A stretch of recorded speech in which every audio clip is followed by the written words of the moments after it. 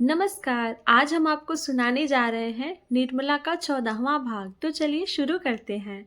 तीनों बातें एक ही साथ हुईं। निर्मला ने कन्या को जन्म दिया, कृष्णा का विवाह निश्चित हुआ और मुंशी तोताराम का मकान नीलाम हो गया। कन्या का जन्म तो साधारण बात थी, यद्यपि निर्मला की दृष्टि में यह उसके जीवन की सबसे महान घटना थी, लेकिन शेष दोनों घटनाएं असाधारण थी। कृष्णा का विवाह ऐसे संपन्न घराने में क्यों कर ठीक हुआ? उसकी माता के पास तो दहेज के नाम को कौड़े भी न थी। और इधर बूढ़े सिन्हा साहब जो अब पेंशन लेकर घर आ गए थे, बिरादरी महालोभी मशहूर थे।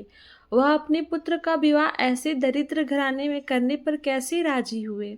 किसी को सहसा विश्वास न आता था। इससे भी बड़े आश्चर्य की बात मुंशी जी के मकान का नीलाम होना था।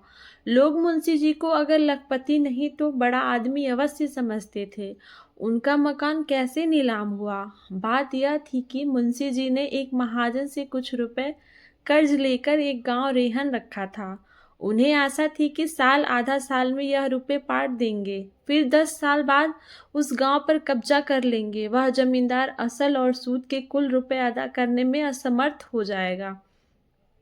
इसी भरोसे पर मुंशी जी ने यह मामला किया था। गांव बहुत बड़ा था, 400-500 रुपये नफा होता था, लेकिन मन की सोची मन में ही रह गई। मुंशी जी दिल को बहुत समझाते पर फिर भी कचहरी न जा सके।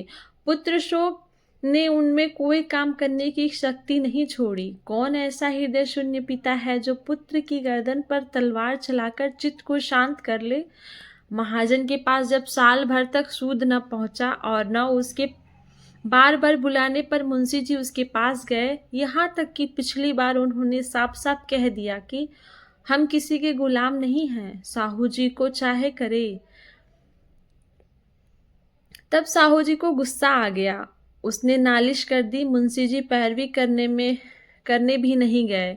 एकाएक डिग्री हो गई। यहाँ घर में रुपए कहाँ रखे थे?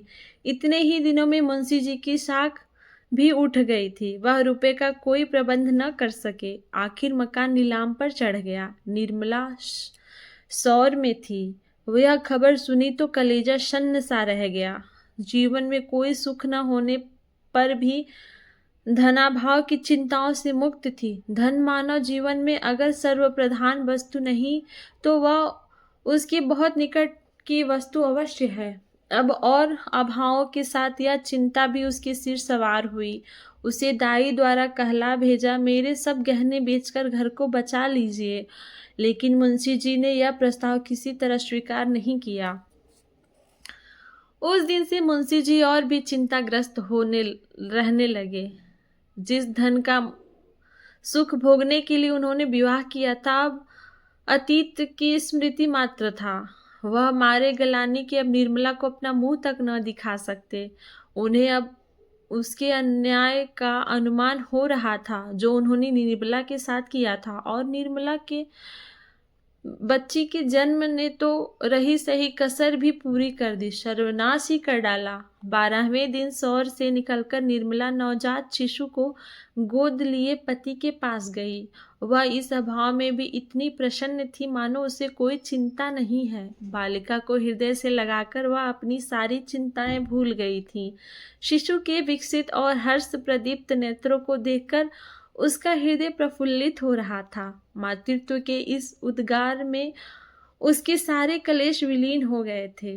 वह शिशु को पति की गोद में देकर निहाल हो जाना चाहती थी, लेकिन मुंशी जी कन्या को देखकर सहम उठे।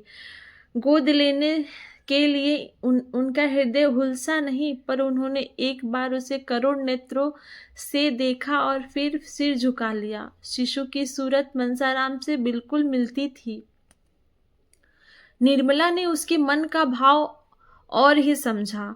उसने सतगुण स्नेह से लड़की को हृदय से लगा लिया, मानो उससे कह रही है, अगर तुम इसके बोझ में दबे हो जाते हो तो आज से मैं इस पर तुम्हारा साया भी नहीं पड़ने दूंगी।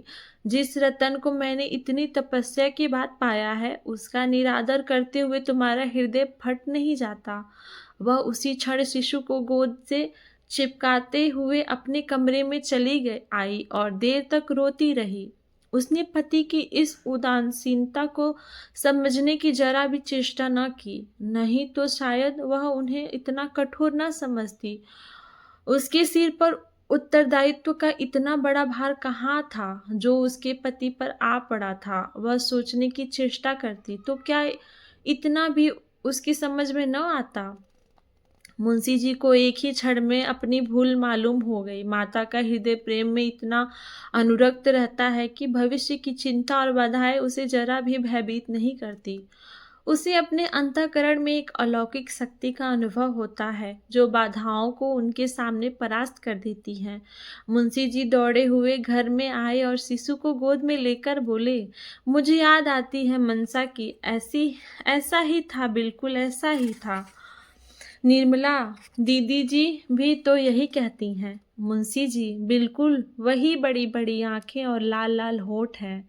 ईश्वर ने मुझे मेरा मनसाराम इस रूप में दे दिया। वही माथा है, वही मुंह है, वही हाथ पांव। ईश्वर तुम्हारी लीला अपार है। सहसा रुक्मणी भी आ गई। मुंशी जी को देखते ही बोली, देखो बाबू, मनसाराम है कि नहीं? वही आया है, कोई लाख कहे मैं नहीं मानूंगी। साफ मनसाराम है, साल भर के लगभग भी तो गया। मुंशी जी, बहन, एक एक अंग तो मिलता है, बस भगवान ने मुझे मेरा मनसाराम दे दिया शिशु से। क्यों री, तो मनसाराम ही है, छोड़कर जाने का नाम न लेगा, नहीं फिर खींच लाऊंगा। कैसे निष्ठुर होकर भागे थे, आखिर पकड़ लाया कि नहीं? बस कह दिया, अब मुझे छोड़कर जाने का नाम न लेना। देखो बहन कैसे टुकुर टुकुर ताक रही है। उसी क्षण मुंशी जी ने फिर से अभिलाषाओं का भवन बनाना शुरू कर दिया। मोह ने उन्हें फिर संसार की ओर खींचा। मानव जीवन तो इतना क्षणभंगुर है, पर तेरी कल्पनाएं कितनी दीर्घालु। वही तोताराम जो संसार से विरक्त हो रहा था, जो रात दिन मृत्यु का आवाहन किया करते थे, तिनके का सहारा पाकर तट पर पहुंचने के लिए पूरी शक्ति से हाथ पांव मार रहे थे, मगर तिनके का सहारा पाकर कोई तट पर पहुंचा है क्या?